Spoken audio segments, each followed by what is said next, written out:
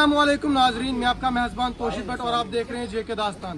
नाज़रीन, मैं आपको बता दूं कि आज तहसील ठाठरी में भारत किसान यूनियन के जो लोग हैं यहाँ पर एसडीएम ठाठरी के पास गए थे। उन लोगों से जाने की कोशिश करते हैं कि क्या कुछ इन्होंने एसडीएम साहब ने क्या कुछ इनको बोला। पीडीडी के खिलाफ जो लोग बातें कर रहे हैं तो क्या कुछ इनसे जानने की कोशिश करते हैं।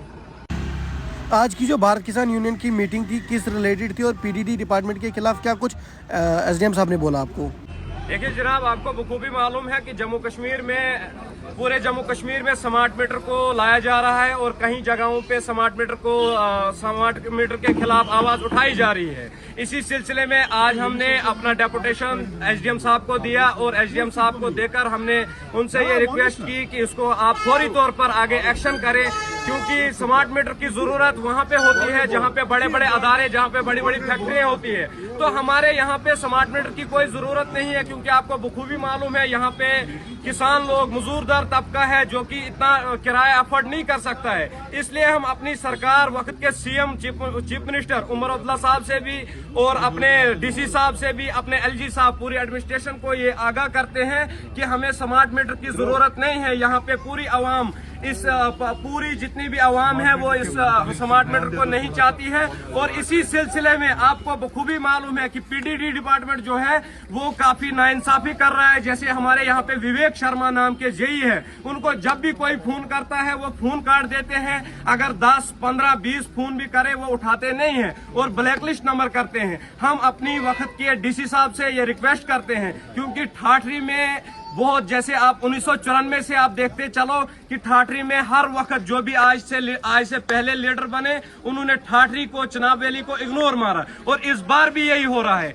आपको ये भी मालूम होगा कि यहाँ पे अभी स्मार्ट मीटर की टीम आई हुई है और जो परसों तक रूम वगैरह यहाँ पे ढूंढ रही थी। हम अपनी एडमिनिस्ट्रेशन से ये रिक्वेस्ट करते हैं और एडमिनिस्ट्रेशन को ये अभी इतला देते हैं कि ऐसी गलती ना करे कि जिसकी वजह से तजाद ठाठरी में बने। इसलिए हम मोदबाना गुजारिश करते हैं अपने वक्त के CM chief minister Omar Abdullah से और डीसी साहब से, एलजी एडमिनिस्ट्रेशन से, कि ऐसी गलती ना करे कि जिससे अवाम में फसाद बने। और आपको ये मैं बताता चलूं कि ठाठरी के जितने, जैसे हमारे लाइनमैन हैं, जैसे जितना भी स्टाफ है, कोई भी जिम्मेवारी लेने के लिए तैयार नहीं है कि अवाम को कहीं परेशानी आ रही है, अवाम को कहीं 7 वार्डों में हमें एक लाइनमैन दिखाया जाता है। और अभी जैसे हमारे ठाठरी जितना भी है, सरकार को चाहिए था, अभी बेरोजगारी 70-80% है, सरकार को चाहिए था अभी उसकी तरफ ध्यान देना, सरकार को चाहिए था अनएम्प्लॉयमेंट की तरफ ध्यान देना, यूथ की तरफ ध्यान देना,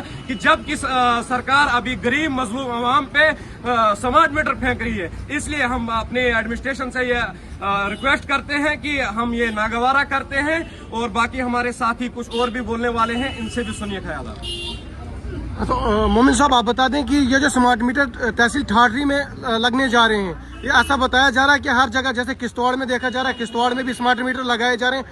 ठाठरी में क्या इस चीज़ की ज़रूरत है? तहसील ठाठरी या जम्मू कश्मीर को स्मार्ट मीटर की ज़रूरत है अभी के टाइम पे या नहीं?